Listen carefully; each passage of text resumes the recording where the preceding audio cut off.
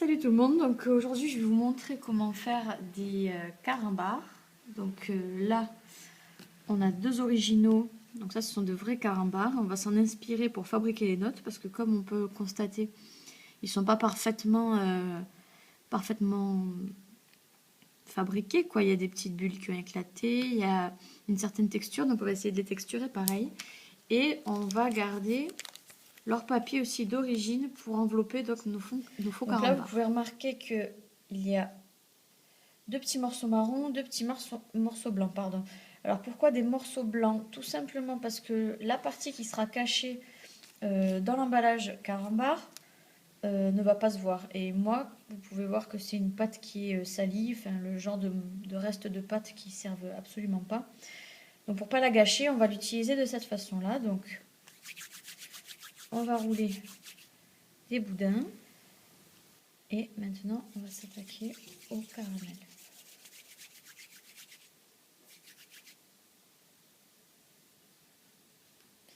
Et là, le but, ça va être de les assembler. À l'aide de mon rouleau, je vais légèrement les aplatir.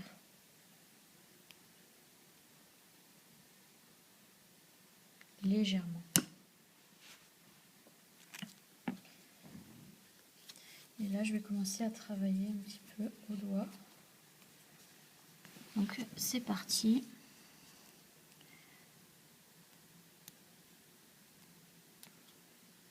Ça marche pas très bien, je vais faire avec ça.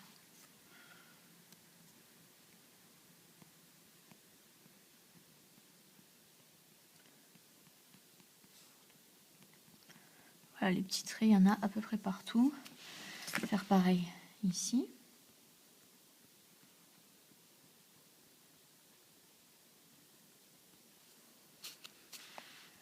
Avec des genres d'aspérité.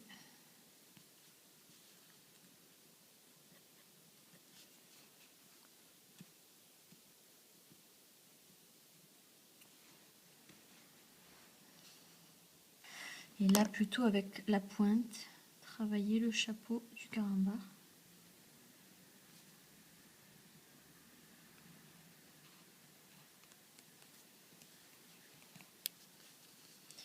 Donc là, par exemple, on a une forme qui commence à vraiment ressembler au carambar. Voilà, si on oublie cette partie-là, c'est vraiment pas mal. L'autre partie, idem, on essaie de la travailler.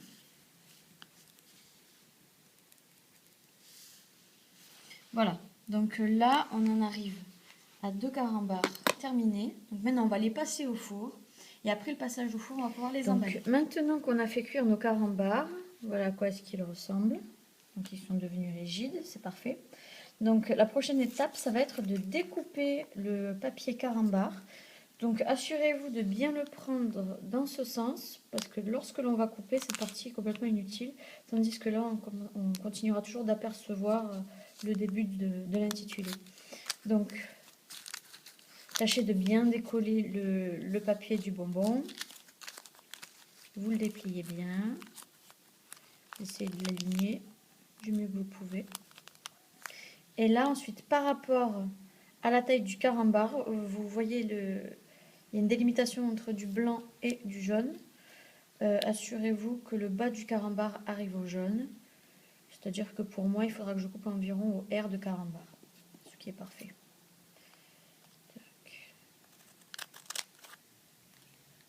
Donc, je garde cette partie-là. Donc, vous appliquez la colle généreusement, surtout dans le milieu, dans un premier temps. Vous prenez votre carambar et vous ne le placez pas comme ceci, parce que c'est-à-dire que quand vous allez replier le papier, les plis vont se trouver devant et ça va être affreux. Il vaut mieux le faire à l'envers. Donc là, vous laissez déborder légèrement le carambar. Voilà. Et ensuite, on va venir s'occuper des bords.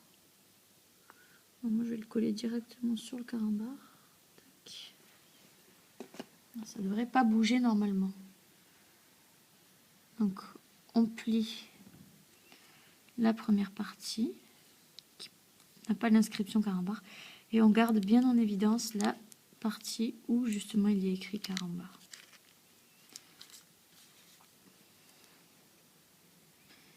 Et on va laisser sécher pendant un petit moment. Petite astuce, si vous voulez que le papier colle, parce que là par exemple si j'enlève le doigt ça ne colle plus. Si vous voulez éviter ça, vous prenez un bout de ficelle ou un bout de laine et vous l'enroulez autour. Comme ça une fois que ce sera sec vous aurez qu'à dérouler. Faites attention que ça ne colle pas à la ficelle, même si ça la colle vous tirez un peu, c'est pas bien grave. Et voilà.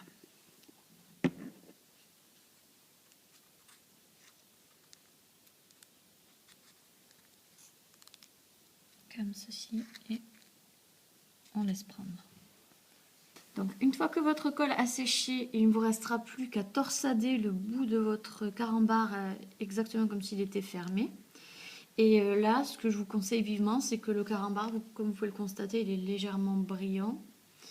Donc comme nous, on a utilisé une pâte Fimo qui à la cuisson est devenue plutôt mate, on va rajouter donc le vernis spécial Fimo pour vraiment le laquer. Donc, je vais vous montrer la différence.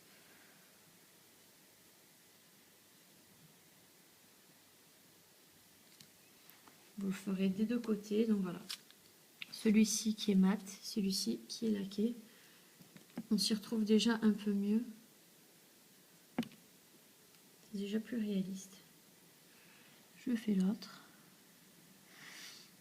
Et vous avez terminé. Alors moi je me suis permise d'ajouter des petites attaches. On les voit peut-être pas très bien.